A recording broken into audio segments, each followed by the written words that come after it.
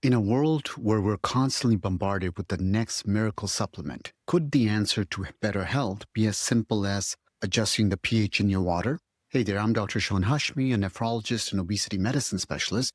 Today, we're going to talk about something that you've heard all over social media and health stores, alkaline water. Now, it's championed by celebrities, athletes, wellness gurus as some kind of miracle elixir. $5 a bottle, you've got to wonder, is it just another trendy way to empty your wallet? Or is there something to it? As someone who treats kidney disease every day, I'm particularly interested in sorting through these claims because the question is can liquid alkaline have an impact on serum bicarbonate levels? In other words, in advanced kidney disease where we give people sodium bicarbonate to raise their acid base level, to raise their pH, can we do that simply by drinking more water? Well, let's take a look, dive into this topic and separate some fact from fiction. So what is alkaline water? Let's start with the basics. What are we exactly talking about here? Water's acidity or alkalinity is measured on a pH scale. Now, this scale ranges from 0 to 14. Regular drinking water sits right around 7, which is neutral. Now, alkaline water typically has a pH of 8 to about 9.5. Now, this makes it more basic. This higher pH can happen naturally in springs that run over rocks, picking up minerals like calcium, potassium, magnesium along the way. But most of what you're buying in stores isn't from some pristine mountain spring. It's gone through a process called electrolysis. And this is where manufacturers use an ionizer to separate water's acidic and alkaline components. Think about this. Our bodies maintain a very strict pH balance. Your blood stays between 7.35 and 7.45 pH, and that's incredibly precise. So the big question is, can drinking slightly alkaline water actually change anything in your chemistry? Well, instead of sharing opinions and so forth, let's take a look at what research tells us. The claims versus the science. If you believe the marketing, alkaline water does everything short of granting immortality, detoxifies your body, slows aging, prevents cancer, boosts your immune system, and hydrates you better than regular water.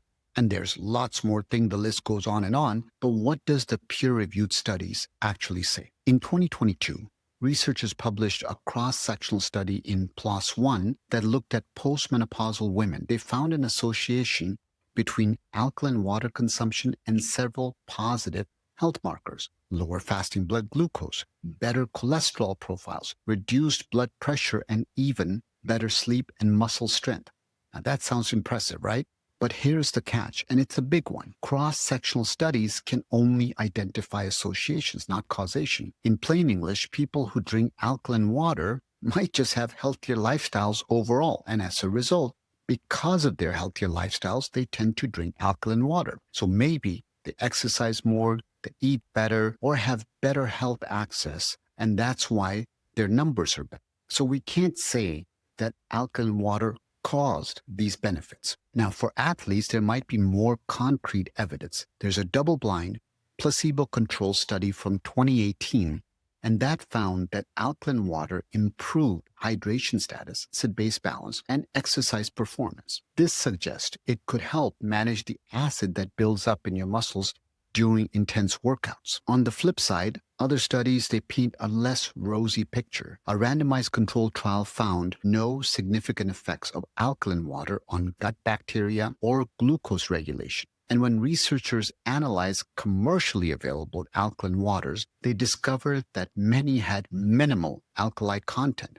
basically providing no benefit over regular tap water, especially for conditions like kidney stones. Alkaline water versus regular water, let's do a direct comparison. So let's take a moment and directly compare alkaline water to regular tap or bottled water across several key dimensions. First, pH level. Regular tap water typically has a pH around 7, which is neutral. Municipal water systems are required to maintain pH between 6.5 to 8.5 to prevent pipe corrosion.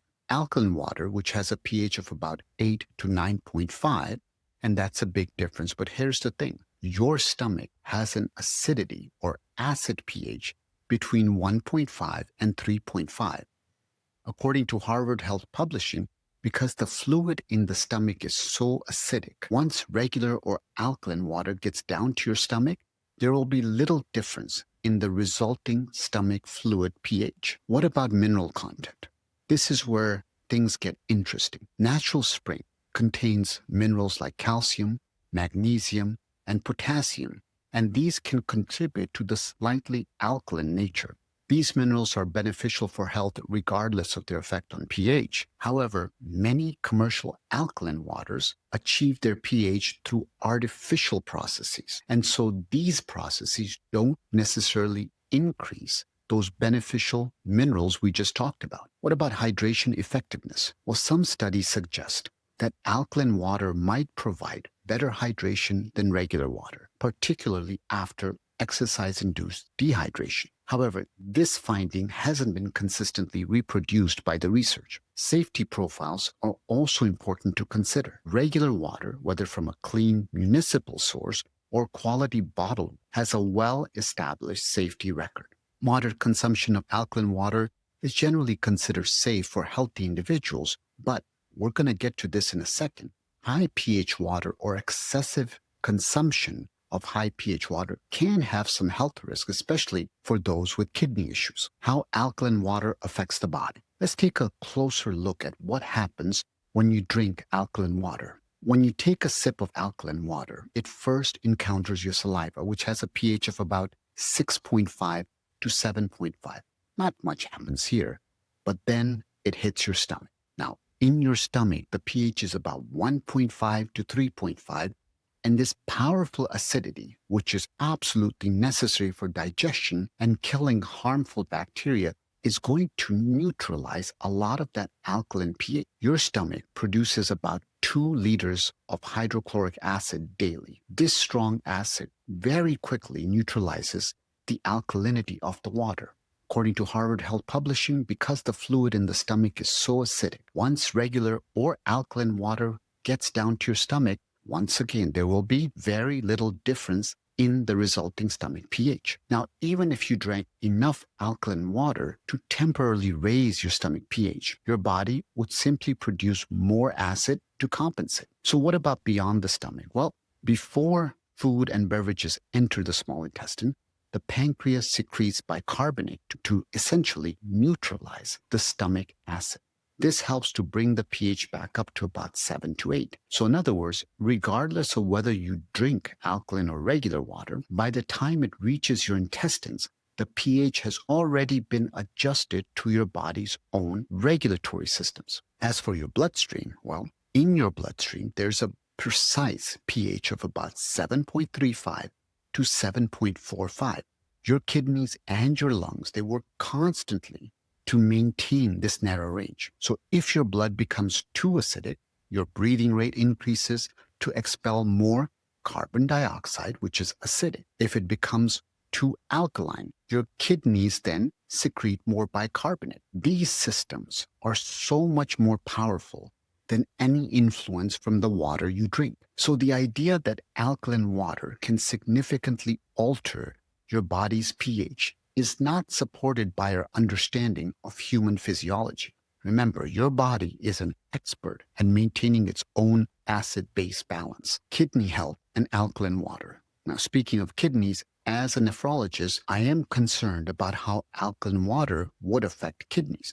So let's break down what we know. There's a 2023 study published in the evidence-based complementary and alternative medicine found that alkaline water produced a protective effect against calcium oxalate-induced kidney injury in mice. Now, these researchers showed that higher pH mineral water, it actually reduced crystal formation and kidney inflammation. In this study, mice that drank alkaline water showed less kidney damage when exposed to substances that normally cause kidney stones, calcium and oxalate.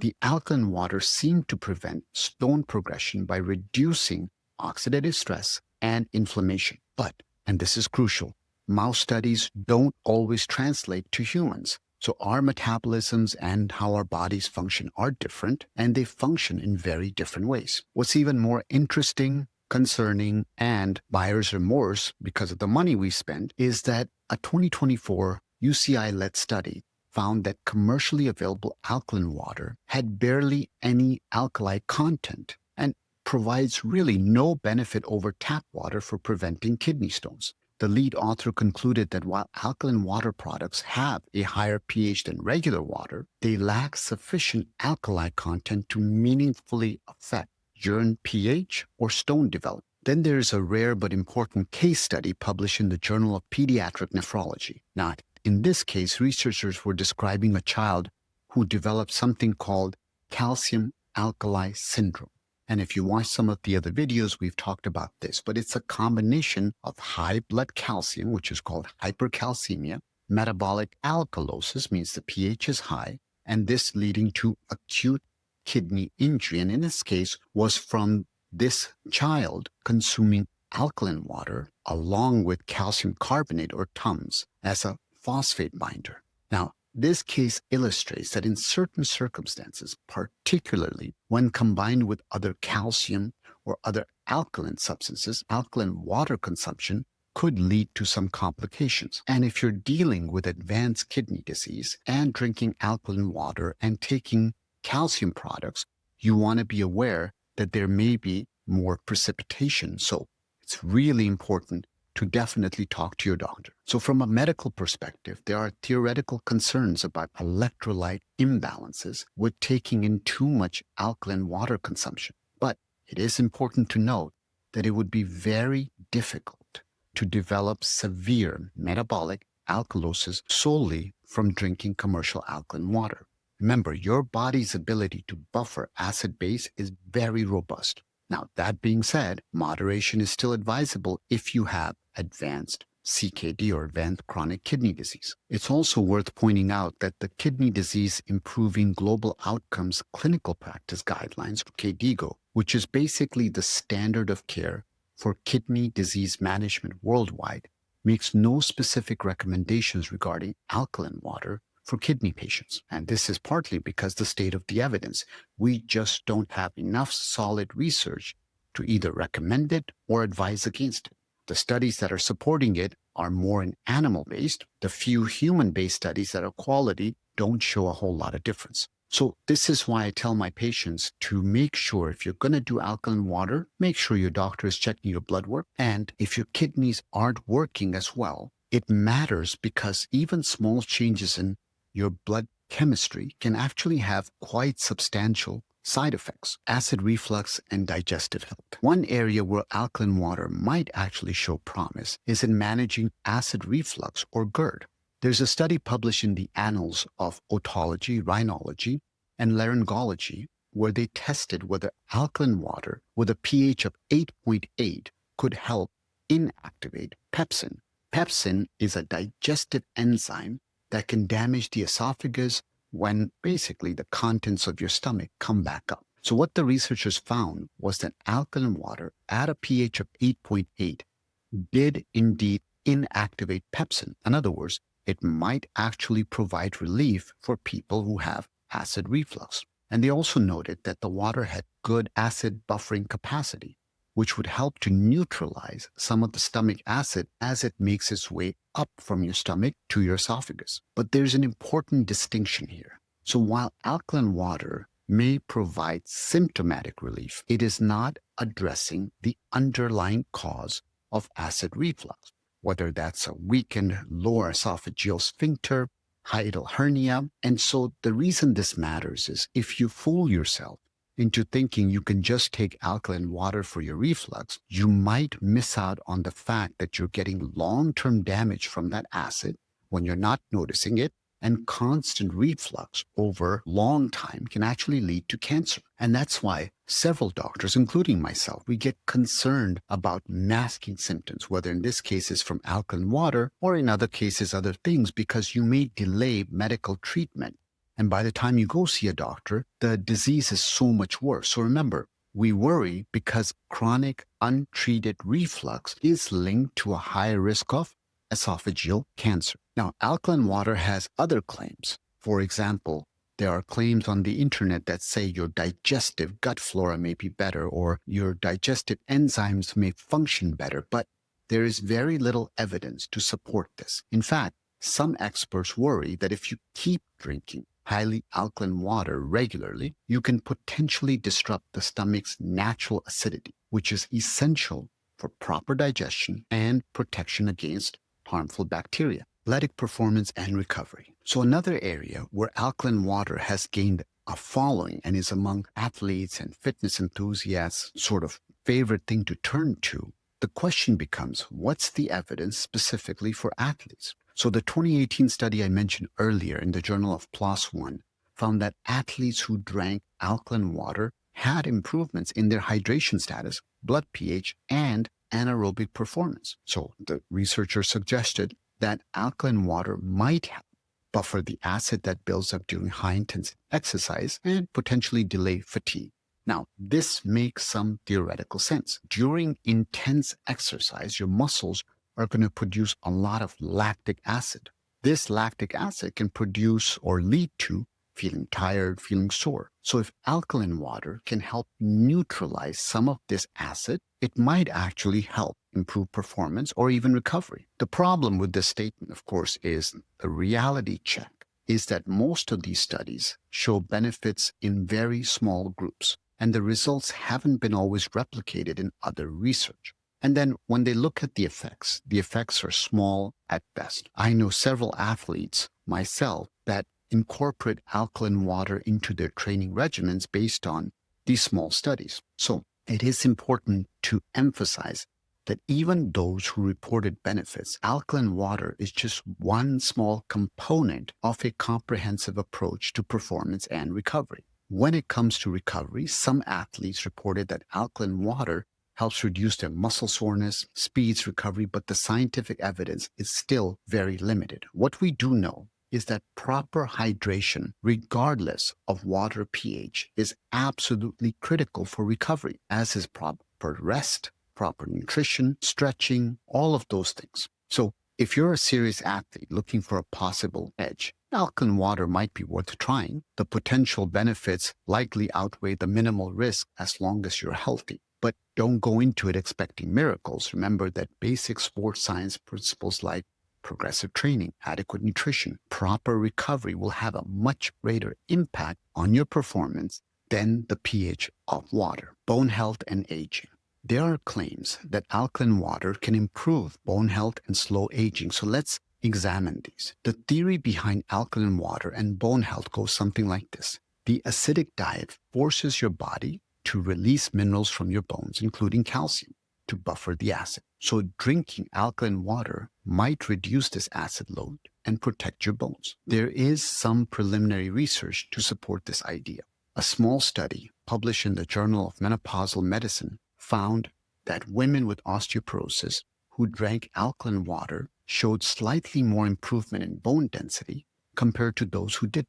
However, the researchers emphasized that more research is needed to understand any long-term benefits. As for anti-aging claims, these are largely based on the theory that acidic environments promote oxidative stress, which contributes to aging. While alkaline water might have some antioxidant properties, the idea that it can significantly slow aging isn't backed by any solid evidence. What we do know is that staying well hydrated in general supports healthy skin, organ function, which can help you feel and look your best as you age.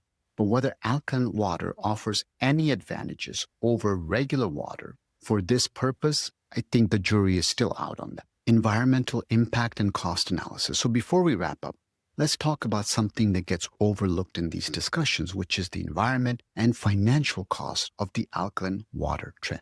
Most commercial alkaline water bottles, it actually comes in plastic bottles. Now, Americans already discard about 60 million plastic water bottles daily, with less than 30% being recycled. That's a massive environmental footprint for a product that may offer minimal benefits over what comes out of your tap. Then there's the cost. Alkaline water typically sells for $2 to $5 per bottle, which is about 300 to 500% more expensive than regular bottled water. So if you drink the recommended 8 glasses daily using alkaline bottled water, quick math would be around over $1,500 annually. $1,500 is a lot you could take a nice vacation on.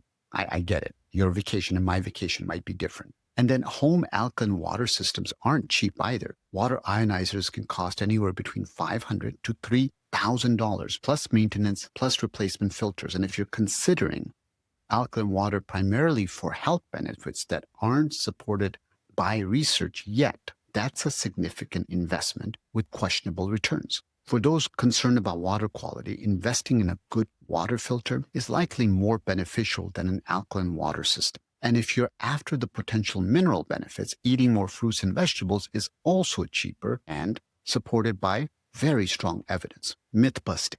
Common alkaline water claims. Let's take some time to address a few of the common claims about alkaline water and see how they hold up through scientific scrutiny.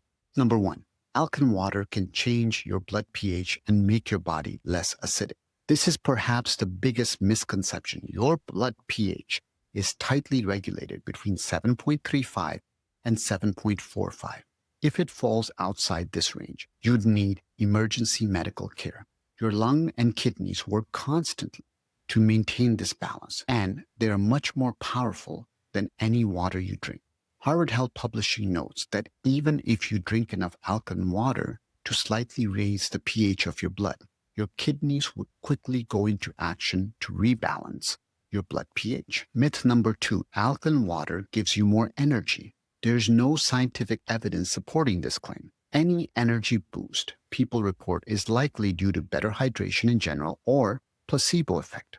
Staying hydrated is important for energy levels, but regular water works just as well. Myth number three, alkaline water detoxifies the body. Your liver and kidneys are the body's detoxification system. They don't need help from alkaline water. There's no evidence that alkaline water removes toxins more effectively than regular water. If you want to support your body's natural detoxification, stay well hydrated and clean water and maintain a healthy diet. Myth number four, alkaline water prevents cancer. This is a very dangerous claim, and this stems from complete misunderstanding that cancer cells thrive in acidic environments. Now, while cancer cells do create an acidic microenvironment, drinking alkaline water doesn't change this. WebMD reports that there's no evidence that alkaline water fights cancer, and suggesting otherwise could potentially delay proper medical care. One of the biggest fears that I always have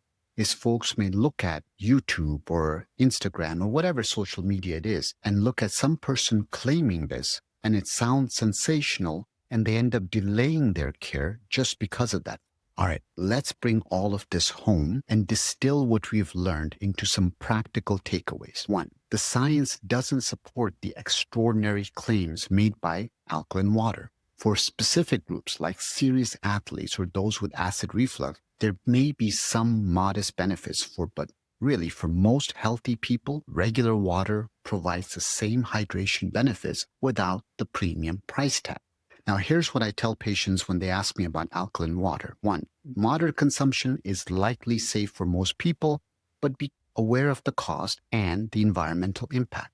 Number two, avoid water with extremely high pH, especially above 9.8, especially if you have any kidney disease. Number three, be skeptical of extraordinary health claims not backed by solid research. Number four, remember that adequate hydration with any clean water is more important than its pH level.